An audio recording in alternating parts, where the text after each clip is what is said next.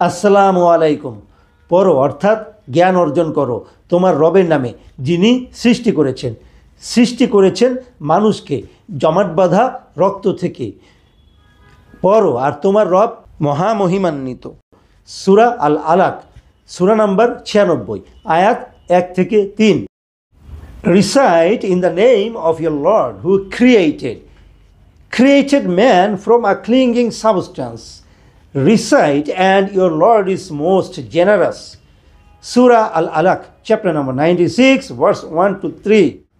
أعوذ بالله من الشيطان الرجيم. بسم الله الرحمن الرحيم. اقرأ باسم ربك الذي خلق الإنسان من علق. اقرأ وربك الأكرم. জাযাকাল্লাহু খাইরান। আসসালামু আলাইকুম ওয়া রাহমাতুল্লাহি ওয়া বারাকাতুহু।